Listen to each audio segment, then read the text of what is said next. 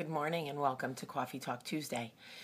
I have learned through sort of my self-discovery that the greatest benefit to accepting my flaws is that nobody can use them against me. It is the safest place for me to be when I take inventory of how flawed I really am and I own them.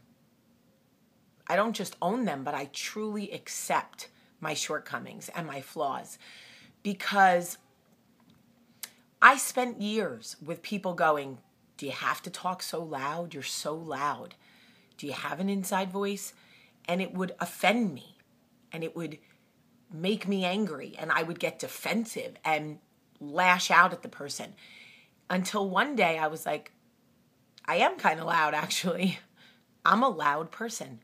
And when I was able to acknowledge that and laugh at myself and go, yeah, I'm kind of loud, it didn't hurt me anymore.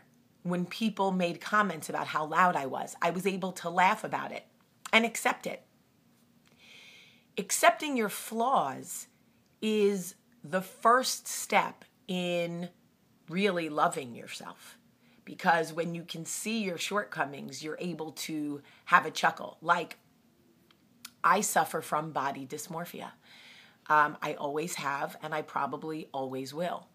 When people say things to me like, how is it that you think you're fat? You're so skinny. How could you possibly think you're fat? I laugh, because the very essence of body dysmorphia is not being able to see what's really there. So when someone used to say to me, Jaime, how could you think you're fat? You're so skinny. It would make me feel anxiety, and I would feel sad that they didn't understand why I didn't even really understand why I wasn't seeing what everybody else was seeing. I thought everyone was lying to me because I couldn't see it.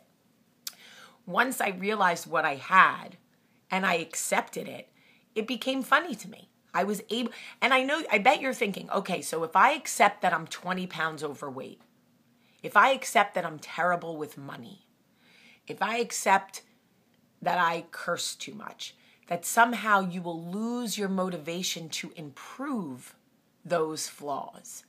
That if you accept that you're 20 pounds overweight, maybe you'll lose the motivation to lose the weight. But here's the thing. When it is so much easier to overcome flaws, to work on flaws, to improve things when you are operating from love. Love is the greatest energy there is. When you are full of self-loathing or hatred for yourself, when you're angry that you're 20 pounds overweight and you beat yourself up every single day, how can you possibly nurture yourself? How can you possibly lose the weight if you're operating from hate? It's only when you accept the 20 pounds and you are operating from a place of love that you can really begin to do anything about it. Accepting your flaws doesn't mean you're okay with them. It just means that you're not going to torture yourself over it. You're going to love yourself anyway. Then you're going to lace up your shoes and get moving. So in my case, I know I'm a loud person. I've accepted it. You can't use it against me anymore. And I do make a better effort to use my inside voice. I also know that I suffer from body dysmorphia. And when somebody that I trust tells me that I look too skinny, even though I can't see it, I trust that they're telling me the truth, and I adjust my sails accordingly. The wind will always blow from every direction. It's up to us how we adjust our sails. So, the lesson today is, once you truly accept your flaws, whatever they are, they cannot be used against you.